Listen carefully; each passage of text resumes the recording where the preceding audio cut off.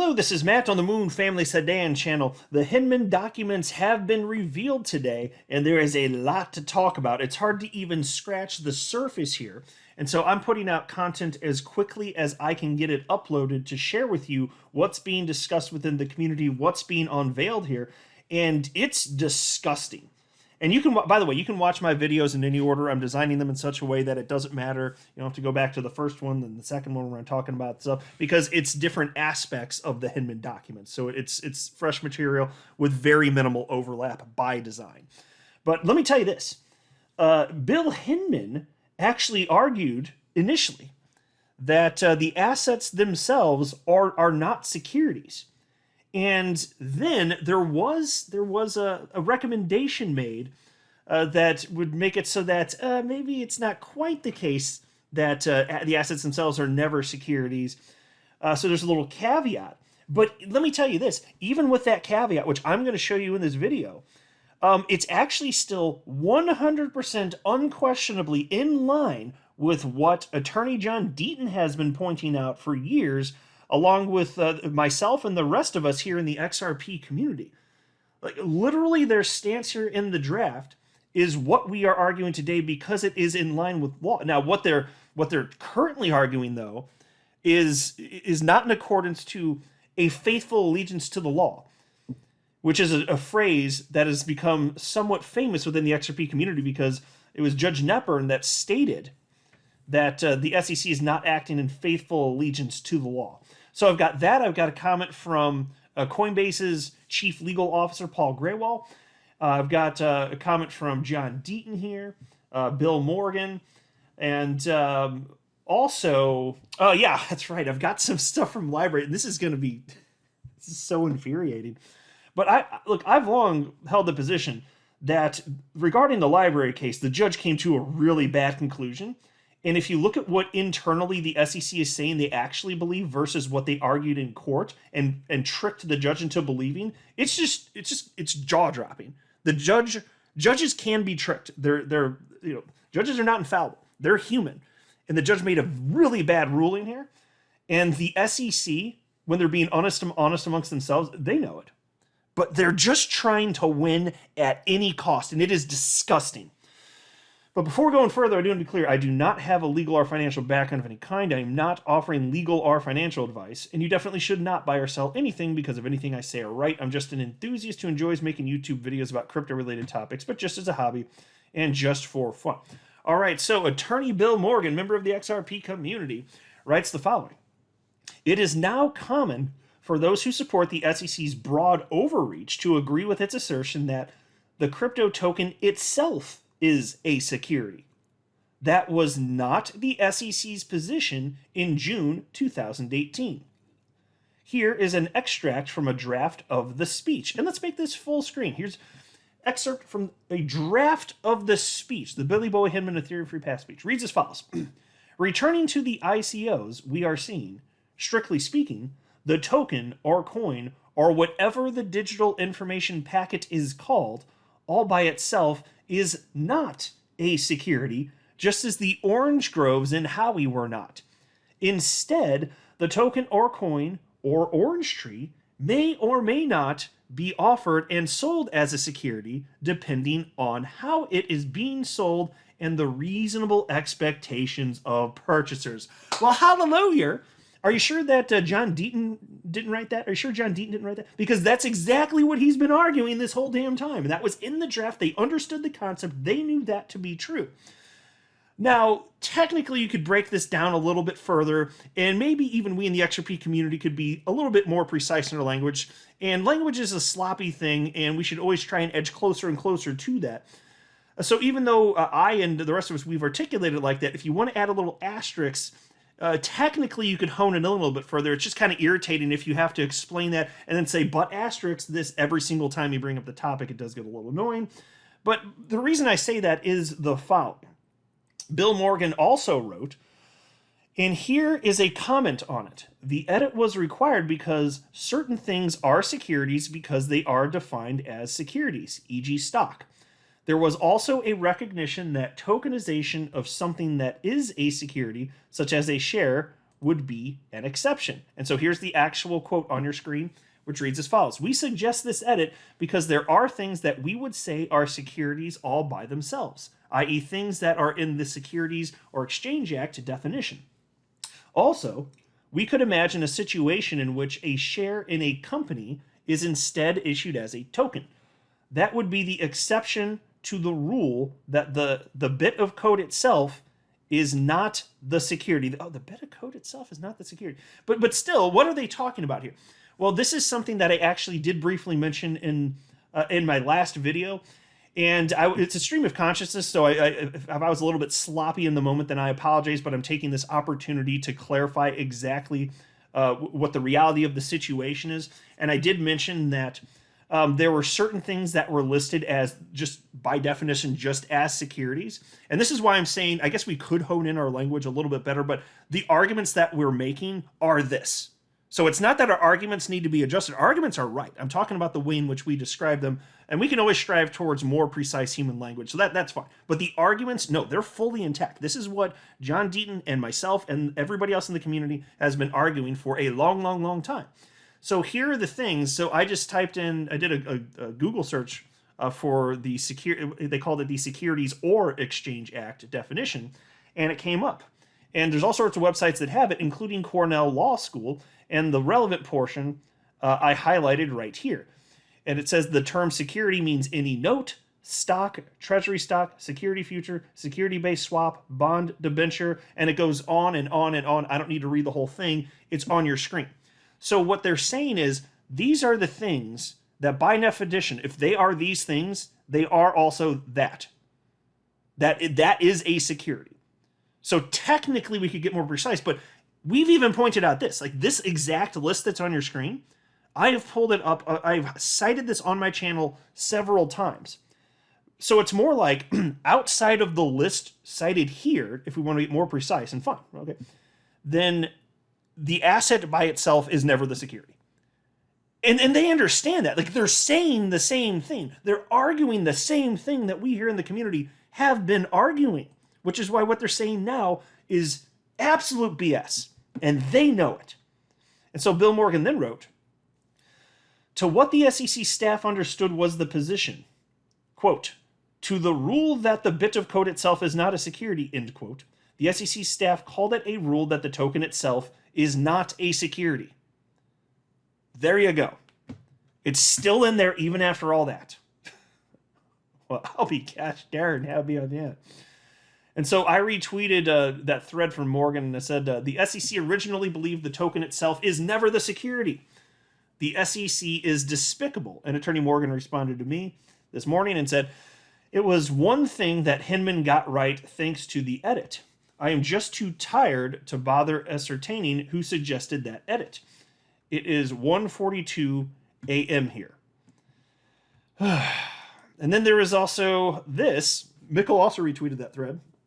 And Bill Morgan wrote back and said, I don't know, Mikkel, what can be clearer than the SEC calling it a rule that the token itself is not a security?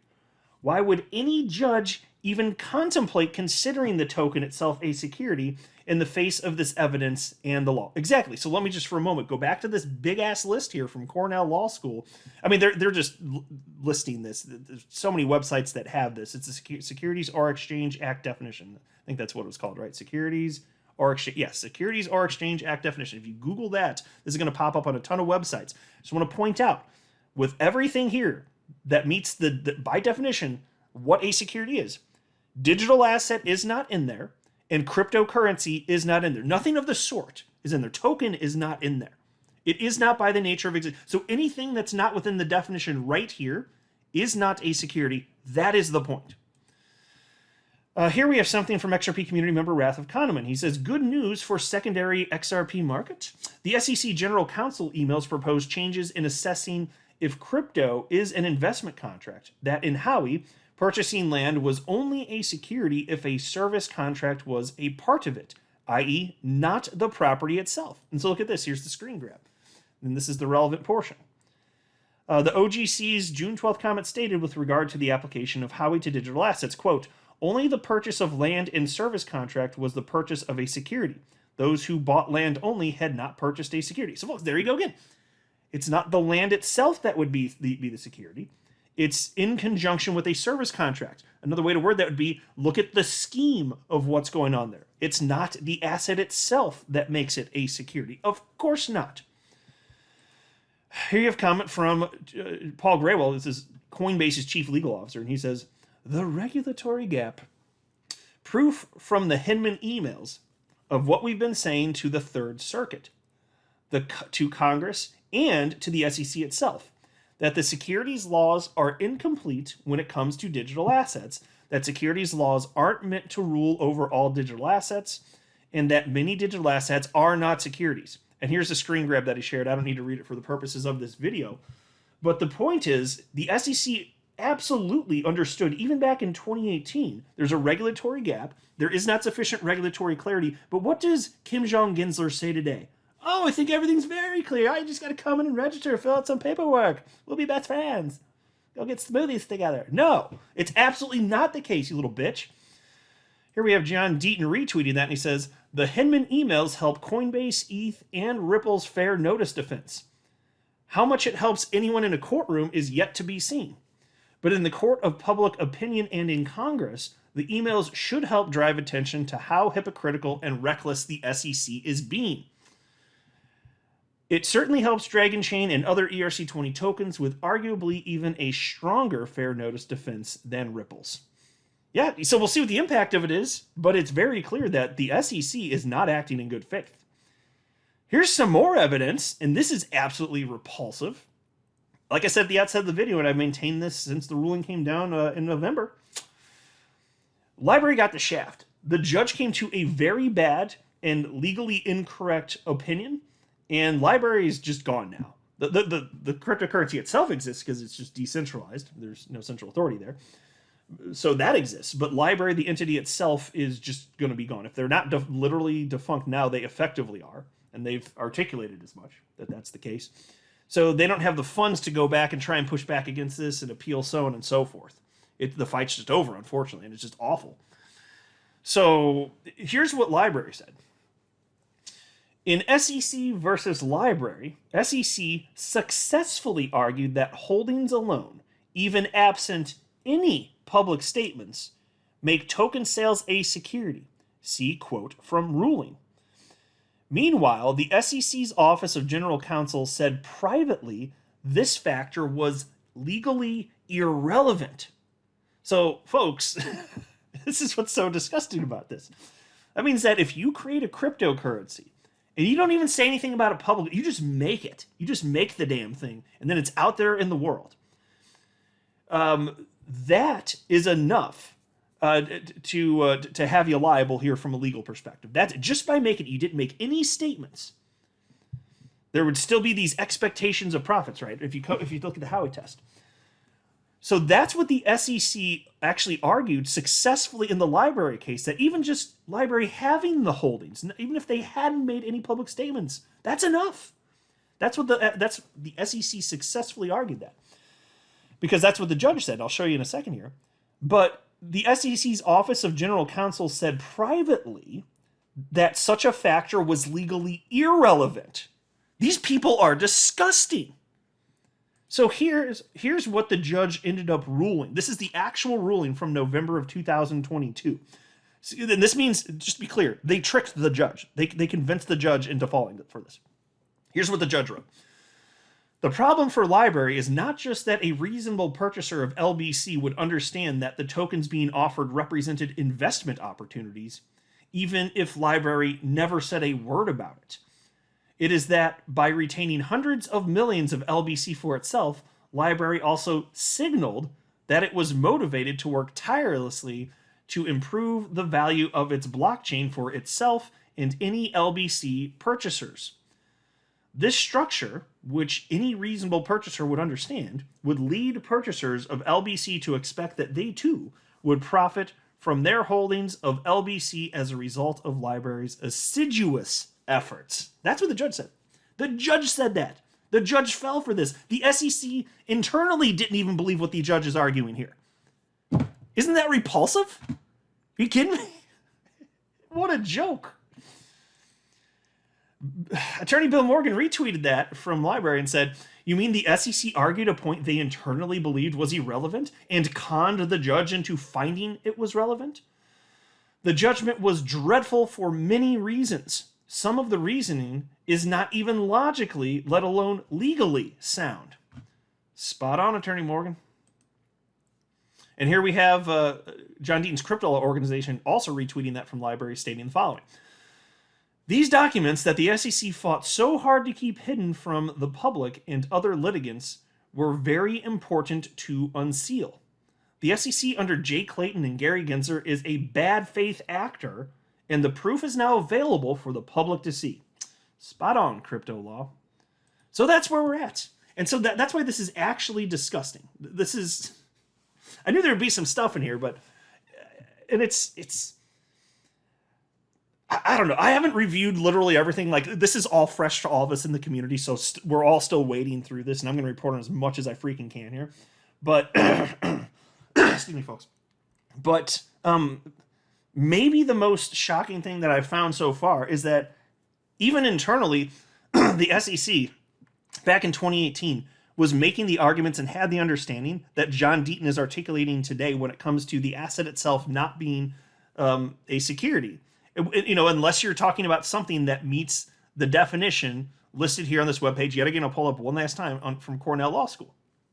That is the argument John Deaton has been making, and I've been making, we've all been making, and the SEC knows it. Now, that really burns my biscuits. These people are absolutely a disgrace. What a terrible agency. I'm not a financial advisor. You should not buy or sell anything because of anything I say or write. That would be a very, very, very bad idea.